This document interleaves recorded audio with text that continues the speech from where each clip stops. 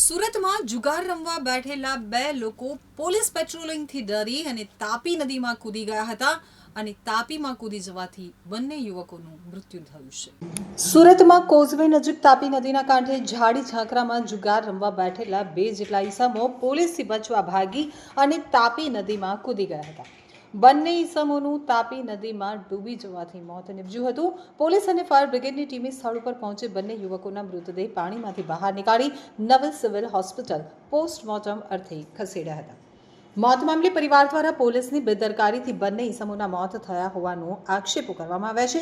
મળતી માહિતી મુજબ સુરતના રાંદેર ખાતે આવેલા કોઝવેમાંથી આજે સવારે 54 વર્ષીય ગુલામ નબી, ગુલામ મોહમ્મદ સફેદા અને 45 વર્ષીય આમીરના મૃતદેહ મળી આવ્યા હતા। ત્યારબાદ બંનેને નવી સિવિલ હોસ્પિટલમાં ખસેડવામાં આવ્યા હતા। જો કે આ સમગ્ર ઘટનામાં ચોંકાવનારી વિગતો સામે આવી હતી। આ ઘટના અંગે એવું જાણવા મળ્યું હતું કે આ બંને મૃતકો તેમજ અન્ય 8 થી 10 જણા કોઝવે નજીક આવેલા અવાવરૂ જગ્યામાં જુગાર રમી રહ્યા હતા। જ્યારે બીજી બાજુ પોલીસ પેટ્રોલિંગ કરી રહી હતી તો પોલીસને જોઈ અને જુગારીઓ જુગારધામ છોડી અને આમ તેમ ભાગવા લાગ્યા હતા। ભાગદોડ દરમિયાન બે યુવકો પાળી પરથી તાપી નદીમાં કૂદી ગયા હતા અને પાણીથી ભરતી આવી જતા બંને યુવકો ઊંડા પાણીમાં ગરકાવ થઈ ગયા હતા। ફાયર વિભાગની ટીમે ઘટના સ્થળે પહોંચી બંનેના મૃતદેહને બહાર કાઢી લીધા હતા।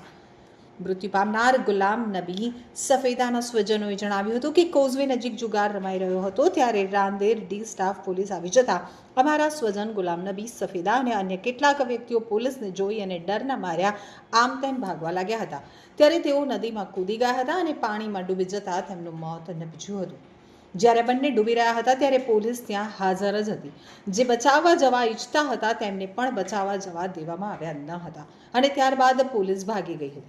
પોલીસ સામે કાર્યવાહી થવી જોઈએ। બીજી બાજુ આ અંગે રાંદેર પોલીસ સ્ટેશનના પીઆઈ ચૌધરીએ જણાવ્યું હતું કે કોઝવે પાસે અવાવરૂ જગ્યા છે જ્યાં અમારી ટીમ પેટ્રોલિંગ કરવા માટે ગઈ હતી। જો કે જુગારીઓ પોલીસને જોઈ અને તેઓને પકડવા આવી હોય તેવું સમજી અને આમ તેમ ભાગવા લાગ્યા હતા।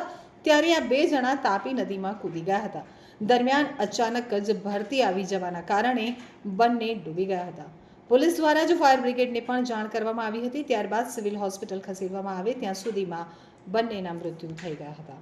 અમે 6 જણ જુગાર રમવા બેહેલા હતા। એમાંથી ડિસ્ટાવાળા 6 ડિસ્ટાવાળા હતા અને 2 અલગથી આવેલા। ડિસ્ટાવાળા તો નહીં હતા।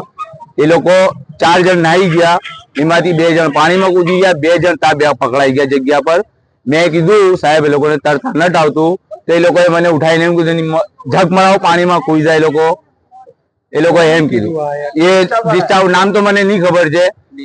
હવે એ લોકોએ વિડીયો બી ઉતારેલી છે, બંને ડિસ્ટાવાળાએ વિડીયો ઉતારેલી છે એ લોકોની। મેં કહું એ લોકોને જો તરતા નથી આવતું, આટલા કીચડમાં આવતા એ ટાઈમ પર મેં એમને કીધું એમને તરતા નથી આવતું। એમ કે ઝકમરાવ કૂદ્યા, એકદમ ઠેઠ નાકે તક પાણી ચડી ગયું, એ લોકો કીચડ પી ગયા અને મરી ગયા। એના પછી એ લોકોએ કીધું જા કૂદ તું પાણીમાંથી કાઢ એ લોકોને। તો બી મેં મારા મોતના નીચે બી મેં દોડ્યો એ લોકોના પછાત। મેં ખુદ ડૂબી જતો હતો તો બી એ બંદેઓને કાયરા પંપ માર્યા ચાલુમાં તો બી અલ્લાહના બંદેઓ બચ્યા નથી। મને બીજું કોઈ નહીં, 5 ડિસ્ટાવાળા હતા ને તે લોકોને પાસે લાવો, તે લોકોએ પકડી રાખેલા। એ લોકો કોઈ ભાગે નહીં એમ। તો તમે પેલા છોકરાને કાઢીને લાવ્યા એના પછી પોલીસે શું કામ? પોલીસ વાળો કોઈ નહીં તો બધા નાઈ ગયેલા, એક બી પોલીસ વાળા નહીં હતા। પોલીસ વાળાએ 2 બનાવેલા જ વિડીયો ના, અમારો મોબાઈલ જ નહીં ઉતારતો। આ પેન બી કીચડ વાળી છાકી મારી।